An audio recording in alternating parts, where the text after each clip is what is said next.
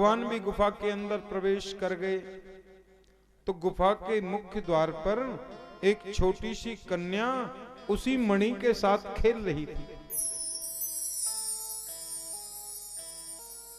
भगवान बोले चलो मणि तो इसकी मिल गई। जैसे ही उस कन्या से मणि ली सो अंदर से जामवंत ऋक्षराज जी निकल करके आए। जामवंत थे ये,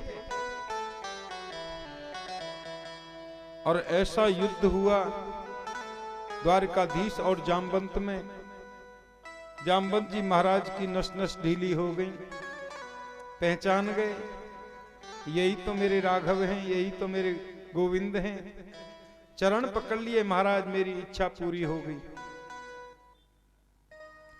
दरअसल में बात ये थी, भगवान राम ने जब रावण को मारा, लंका पर विजय प्राप्त करने के बाद राम जी बैठे बानर भालुओं के बीच में और सबसे बोले भैया आप लोगों के कारण मुझे विजय मिली है, मैं आप सबको वरदान देना चाहता हूं। अब मैं कुछ दूं आपके काम ना आए तो वो देना किस काम का, इसलिए मेरी इच्छा है आप अपने मुख से मांगो, जिसको जो चाहिए सो दूंगा। तो सब लोग वरदान मांग रहे थे, किसी ने कुछ मांगा, किसी ने कुछ मांगा, किसी ने कुछ मांगा। ये जामवंत जी सबसे बूढ़े थे रामादल में, सबसे पीछे बैठे। राम जी बोले क्या हुआ, आपने क्यों मुंह लटकाया हुआ जामवंत जी? अरे विजय मिली है, सब लोग खुशी मना रहे हैं, वरदान मांग रहे हैं, आप भी मांग लो। जामवंत बोले मैं मांगूंगा तो दे दोगे आप? भगवान बोले हाँ जरूर, क्यों नहीं दूंगा, सबको दे रहा हूं वरदान, तुम्हें भी दूंगा, तुम मांगो तो सही। जामवंत जी बोले हमारी बाजुओं में थोड़ी खुजली हो रही है। राम जी बोले तो इतना युद्ध हुआ, इतने राक्षस मार दिए, अभी खुजली मिटी नहीं तुम्हारी? जामवंत जी बोले मेरी टक्कर का कोई राक्षस था ही नहीं, एक रावण था मेरे बराबर योद्धा। अब उसको यदि मैं मार देता तो फिर आपकी खुजली नहीं मिटती। वो तो मैंने आपकी खुजली मिटाने के लिए छोड़ दिया राम जी, मेरी खुजली तो जो की त्यों रही। भगवान बोले तो क्या चाहते हो आप? बोले अब तो आपसे ही दो दो हाथ करने का मन कर रहा है। राम जी ने कहा देखो ये मेरा मर्यादा पुरुषोत्तम का अवतार है और मैंने आपको कभी सेनापति नहीं माना, हमेशा पिता के समान आदर दिया है, और इस अवतार में तो पिता पुत्र का युद्ध संभव नहीं है।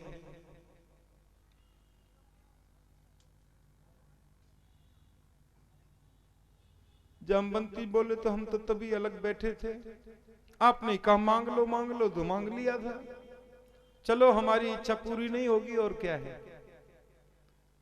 राम जी बोले ये इच्छा तुम्हारी जरूर पूरी होगी जामवंत जी, लेकिन इस अवतार में नहीं, द्वापर में लीला पुरुषोत्तम कृष्ण बनकर के आऊंगा और तुम्हारी इस इच्छा की भी पूर्ति करूंगा। तो जामवंत जी की आज नस नस ढीली हो गई, सब खुजली मिट गई, हाथ जोड़ लिए, आपके आपके आपके बहुत बहुत आभार, आपका बहुत बहुत धन्यवाद, मेरी सब खुजली मिट गई भगवान।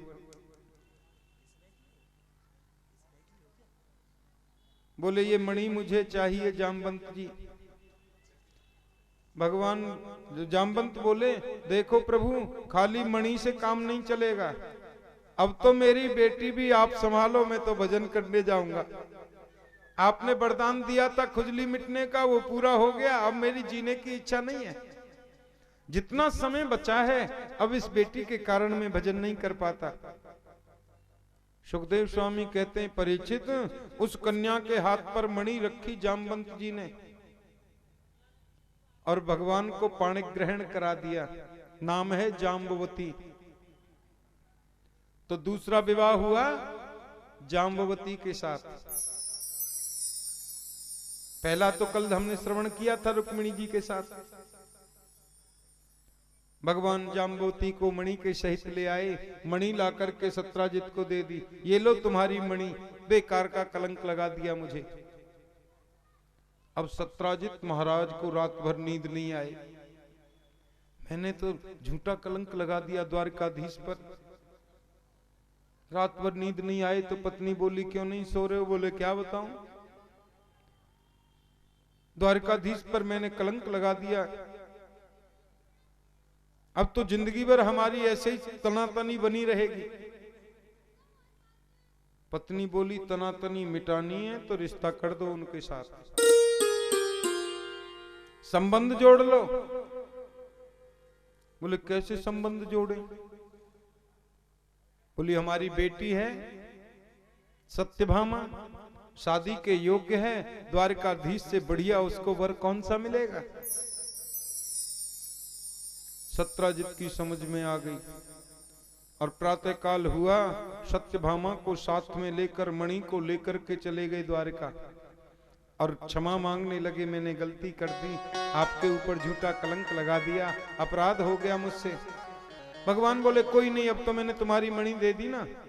बोले, अब इस मणि की मुझे जरूरत नहीं है, ये मेरी बेटी और ये मणि दोनों आप संभालो। तो भगवान का तीसरा विवाह सत्यभामा के साथ में हुआ। भगवान बोले, बेटी स्वीकार कर सकता हूं, तुम्हारी मणि नहीं लूंगा, इस मणि के कारण तो कलंक लगा मुझे। मणि वापस ले गए और सत्यभामा जी के साथ में पाणिक ग्रहण कर दिया। कन्हैया का तीसरा विवाह सत्यभामा के साथ हो गया। कृष्ण और अर्जुन दोनों जमुना किनारे घूमते घूमते जा रहे थे, तो वहां पे एक सांवली सलोनी कन्या माला झोली लेकर भजन कर रही थी। अर्जुन पास में गए और बोले, किसके लिए भजन कर रही हो, कौन हो देवी तुम? बोली, अहम देवस्य सवितुर दुहिता पतिमिच्छति विष्णुं वरेण्यं वरदं तपः परममास्थिता। मैं भगवान विष्णु को पति के रूप में वर्ण करना चाहती हूं, इसलिए तपस्या कर रही हूं। अर्जुन बोले, मेरी बगल में जो खड़े हैं वही तो हैं द्वारकाधीश, वही हैं। अर्जुन ने उस कन्या का हाथ भगवान के हाथ में दे दिया, नाम है कालिंदी।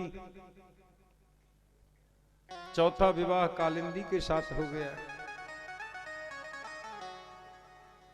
पांचवा विवाह मित्रविंदा के साथ, छठा विवाह नागनजती के साथ, सातवां विवाह भद्रा के साथ,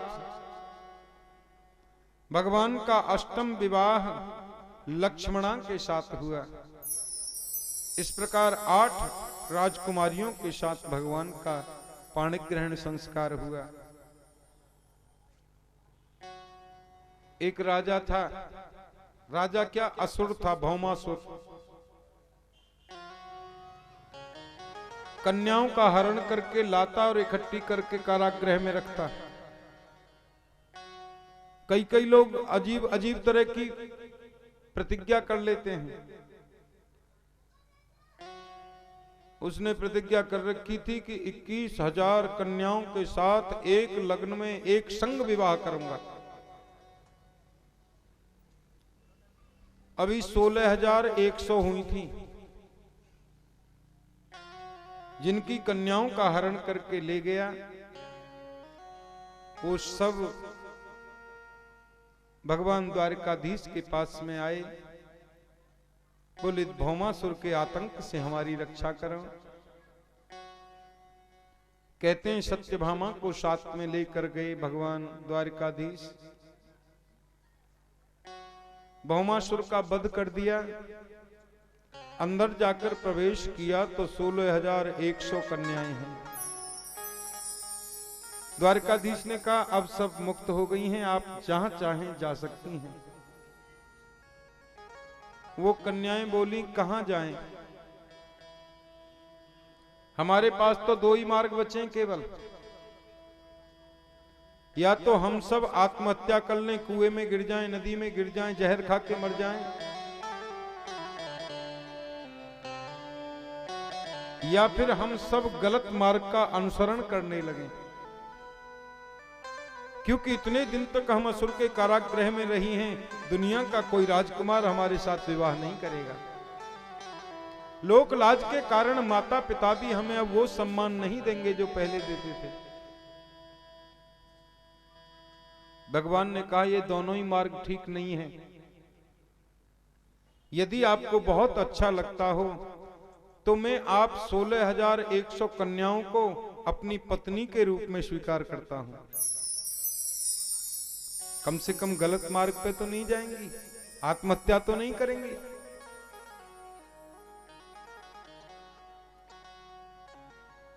« 16,100 विवाह एक संग भगवान के हो गए।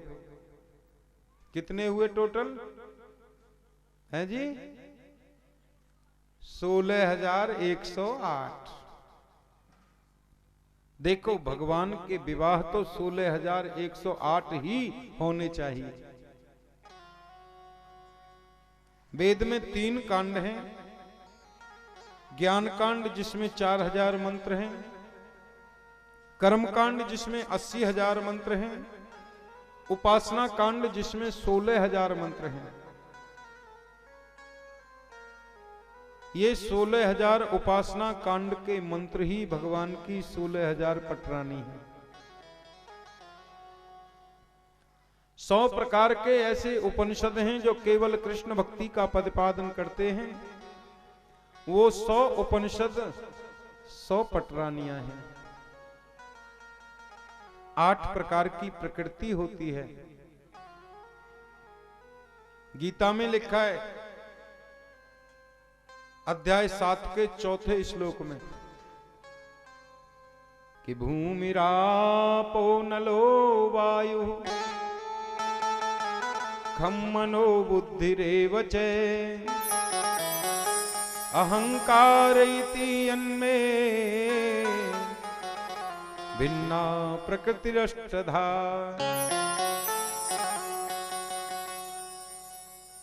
भूमि आप माने जल, अग्नि, वायु, आकाश, मन, बुद्धि, चित्त और अहंकार, ये 8 प्रकार की प्रकृति होती है। अष्ट प्रकृति परमात्मा के अधीन होती है, वही अष्टपटरानी है। भगवान भगवान क्यों है बताओ? मुझ में तुम में बस भेद यही, मैं नर हूं तुम नारायण हो। क्यों? क्योंकि मैं हूं संसार के हाथों में, संसार तुम्हारे हाथों में। संसार के हाथों में है, माया के अधीन है, लेकिन माया और संसार दोनों परमात्मा के अधीन हैं, इसीलिए वो भगवान है। आपने देखा है राम जी के किसी फोटो में दाढ़ी मोछ आ रखी हो? कन्हैया के किसी चित्र में दाढ़ी मूछ आई हो? ये प्रकृति का नियम है सांसारिक लोगों के लिए, और परमात्मा तो प्रकृति से परे हैं, उनके ऊपर प्रकृति का कोई असर नहीं होता। 125 तकरीबन 125 वर्ष की उम्र तक भगवान रहे कन्हैया। कभी बूढ़े कृष्ण का फोटो देखा है आपने कहीं? बूढ़े हों, लकड़ी पकड़ के चल रहे हों, गर्दन हिल रही हो, दांत उखड़ गए हों। राम जी ने तकरीबन 14,000 वर्षों तक अयोध्या का शासन किया। राम जी का कोई चित्र आपको मिला है ऐसा जो लंबी लंबी दाढ़ी बढ़ गई हो, फोटो खिंच गए हों?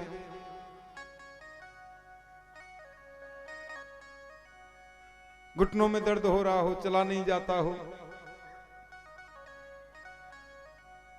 ये सब प्राकृतिक लोगों के लक्षण हैं, भगवान प्रकृति से परे हैं।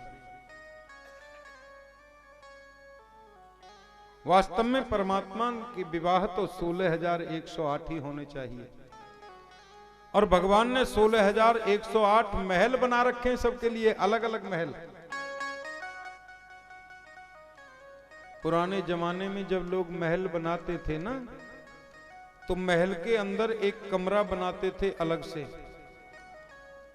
और उस कमरे के द्वार पर, कक्ष के द्वार पर लिखा जाता था कोप भवन।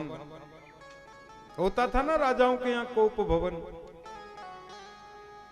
जो माता कोप भवन में चली गई, समझो कुछ न कुछ गड़बड़ जरूर है। जो निर्णय पंचायत में नहीं हो पाते थे, वो कोप भवन के अंदर हो जाते थे। रामायण में तो आपने सुनाई है, माता कैकेयी कोप भवन में चली गई, क्या अयोध्या में अनर्थ करा दिया। होना था राज तिलक, 14 वर्ष का वनवास करा दिया। ऐसे ही प्रत्येक भवन में कोप भवन बनता था। सत्यभामा जी तो रूठा करती थी बहुत ज्यादातर समय कोप भवन में जाता था, भगवान मनाते थे। लेकिन रुक्मिणी जी को कभी क्रोध नहीं आया। उन्होंने कभी कोप भवन में आज तक गई नहीं, देखा ही नहीं कैसा है अंदर से। भगवान ने सोचा आज देखता हूं कैसी लगती हैं, गुस्से में इनका चेहरा कैसा लगता है, जरा देखता हूं। कहिर्चित सुखमासीनम स्वतल्पस्थं जगद्गुरुं पतिं परिचरत् विस्मयी व्यजनेन सुखी जनई। आज द्वारिकाधीश आए रुक्मिणी जी के भवन में, और पलंग के ऊपर मुंह लटका के बैठ गए, चेहरा उदास। रुक्मिणी जी आई और देखने लगी क्या हुआ। भगवान का लटका हुआ मुख देखा, बोली क्या बात है, क्या हुआ। भगवान बोले कुछ नहीं। कुछ तो हुआ होगा, अब से पहले तो मैंने आपका ऐसा मुखारविंद देखा नहीं। जरूर मुझसे कोई अपराध हुआ है, मुझसे कोई गलती हुई है, आप बताओ ना। भगवान बोले नहीं कोई बात नहीं। अरे कोई बात तो होगी, बताओ ना प्रभु। आप बताओगे नहीं तो मैं गलती का सुधार करूंगी कैसे। भगवान बोले देवी एक गलती हो तो बताऊं तुम्हारी। तुम तो गलती पर गलती पर गलती पर गलती करती जाती हो, एक आध गलती हो तो देखा भी जाए, क्या बताऊं। रुक्मिणी जी तो घबरा गई। अरे आप बताओगे नहीं प्रभु। स्वामी तो मैं कैसे सुधारूंगी, आप बताइए, मैं इतनी गलतियां कर रही हूं, आपने कभी बताया नहीं।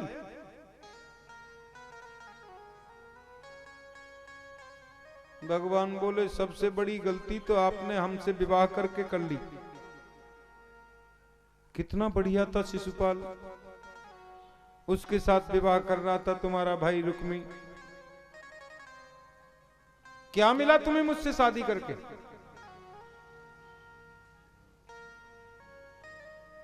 तुम कहोगी इसलिए शादी कर ली कि मैं सुंदर ज्यादा हूं। काहे का सुंदर, काला कलूटा मेरा चेहरा। कितना गोरा चिट्टा था शिशुपाल, अच्छा भी लगता, तुम्हारी उसकी जोड़ी भी अच्छी बनती, पर तुमने मुझसे विवाह क्यों किया समझ में नहीं आया। पीछे मुड़ के देख लेते हैं क्रोध आया है कि नहीं आया। अभी तो आया नहीं क्रोध। ओहो, इसलिए तुमने मुझसे विवाह कर लिया। मैं देवकी नंदन हूं। देवी यहां भी गड़बड़ है। कोई देवकी नंदन कहता है, कोई यशोदा नंदन कहता है, और कोई कोई तो कहते हैं देवकी भी गोरी, यशोदा जी भी गोरी, ये काला कलूटा पता नहीं कहां से आ गया। अरे जिसके माता पिता भी कंफर्म नहीं है उससे विवाह कर लिया, मिला क्या तुम्हें। पीछे मुड़कर के देखा तो कुछ गुस्से